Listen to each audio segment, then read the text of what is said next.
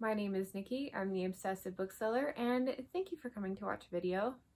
Today is part 2 of 7 for my Sunday Shelfie for my Red collection. I'll link the first video if you miss it, but basically I wanted to do a bookshelf tour of all the books in my house, but I didn't want to give you a 2-hour video, so I'm breaking it up and giving you a bonus video every Sunday, and slowly but surely we'll make our way through my whole collection. Let's go look at some books. Contrary to what I said in yesterday's video, I'm going to consider everything all the way crossed a single shelf because that's how they go alphabetically. I think it would be really weird to go down the line and then start with the same authors the next day on the shelf next to it. So here we start at the very top. As you can see here, I have my Jaclyn Carrie collection. Some beautiful hardcovers. It's one of my all-time favorite series, and this one also made my very short list of all-time favorite books. And as you can see, I have 2 copies of Kushiel's Dart here. If you followed my used bookstore trek, you'll see how I ended up with 2. But this one here is an absolutely gorgeous signed, inscribed copy made out to someone named Chris, but I'll take it. Okay, this little guy here is one of my favorite dragons. I don't remember where I got him, honestly, but I love how vibrantly colored he is. Good addition to my shelf. And then I am sure I picked this one up at a random gas station somewhere. He's pretty cool. He's got some gems down on the bottom. And then over here I've got my copy of Foreigner.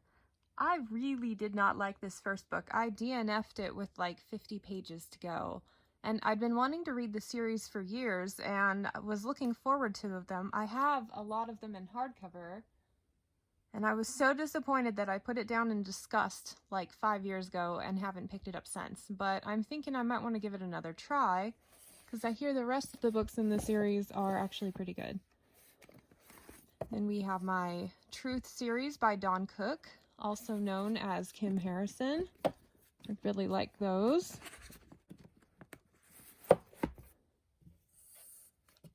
And then moving on here, we have the rest of the Truth series, along with The Decoy Princess by the same author. And then my Expanse hardcovers. I love these so much. I originally had the paperbacks for these, but I'm grateful that they came out with matching hardcovers. It's not often they do that. This one, my favorite one in the series, is a signed copy, so that's pretty cool. I didn't get this one personally signed. It's one of those Barnes & Noble, if you pre-order exclusives type of things. Moving on, we have my Alchemy of Masks and Mirrors. This is one of the few ARCs I've ever gotten from the publisher, and it ended up being one of the most unique books I've ever read.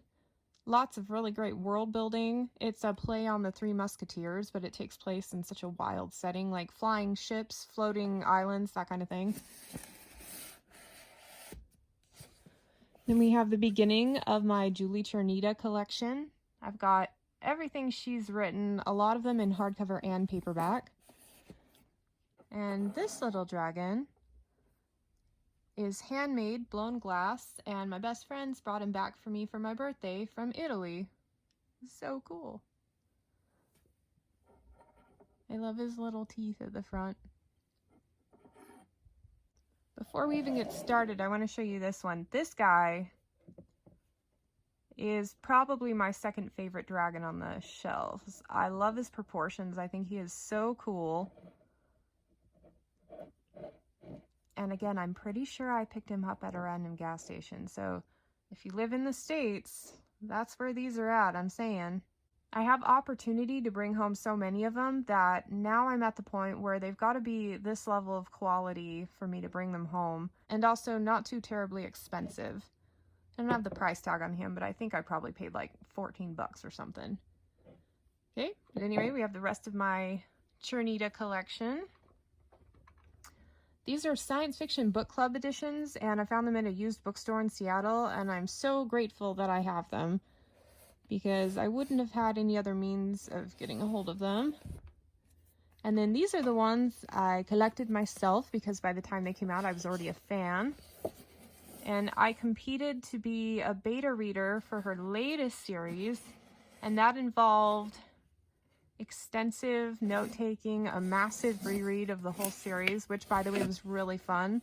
I just missed out on being the beta reader. I was one of the second alternates. And truth be told, I probably had too much going on during that time anyway, but it would have been really cool. I would have thrown everything into it. And the next shelf, more Ternita, and then we have my Greatcoat series. I picked that one up after having read and loved the series. The second book is my favorite, but it's one of those that ends really well, and I love it when series end well. And then we have my Sarah Douglas collection. I really enjoyed her Wayfarer series. The Serpent Bride and the Dark Glass Mountain novels actually are continuations of these, but I didn't know that, and everything ties back to what happened in this book, which I haven't read it, but because I've read all of these, I know everything that happens in that one, so I put it in my read section because I may as well have read it with all the spoilers that I know about. And this guy's really cool. I bought him at a gift shop in Sedona, Arizona, and there were like 20 of them on a shelf, and they were all slightly different, so I spent 20 minutes looking at each one, and this is the one that won. And then here are my Sarah Douglas hardcovers, and truth be told, I didn't like the series itself enough to justify buying everything in hardcover. What I love is any artwork done by Luis Royo. And so I more collected these because I love the cover art on them. Then we have my Sarah Beth Durst. This is another art that I won on Goodreads, and it ended up being one of my favorite books that I read that year. I am now a super fan of this author because I love her approach to writing and why she tells the stories that she does. She was inspired by Tamora Pierce, and that shows in her writing. And this one was such a cool book. It's a standalone, one of the few. But yeah, I'll believe it when like 5 years goes by and nothing happens with that. Then we have the Belgariad.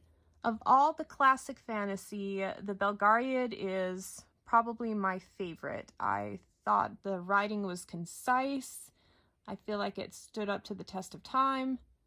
And I really like the characters. If you like Robert Jordan, Tolkien, Terry Brooks, this is very much in that same vein, but my favorite of that bunch.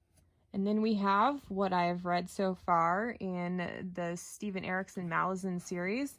And this is a sneak peek of a book haul that I'm not sure if it's posted yet, but I managed to find the first one in hardcover. And this one's very nostalgic for me. When I very first started as a bookseller when I was 16, they said you can check out any hardcover book that you want and read it and bring it back. And this is the one I picked. And I was so lost that I thought it was me. I thought the reason I couldn't get into it was because I was reading it because I could check it out and my brain wasn't really in on it. So it was more the novelty of that. But trying to read it again 20 years later to find out that no, it wasn't me. The book is really, really dense. I did finally make it through it though, clearly. And then wrapping up this week's video, my paperbacks of Medallion by Jennifer Fallon. I've talked about her ad nauseum, so I'll spare you that here. And this little guy is my avocado dragon. He is so cool. I also picked him up at a gas station in middle of nowhere, Utah. If you have a chance, Google map Scipio, Utah, and see that it is a middle of nowhere nothing place, but it happens to have one of the best dragon gift shops I've ever been to. Da, da, da, da. Thanks for watching. I hope you enjoyed the tour, and I hope to see you next Sunday. Bye.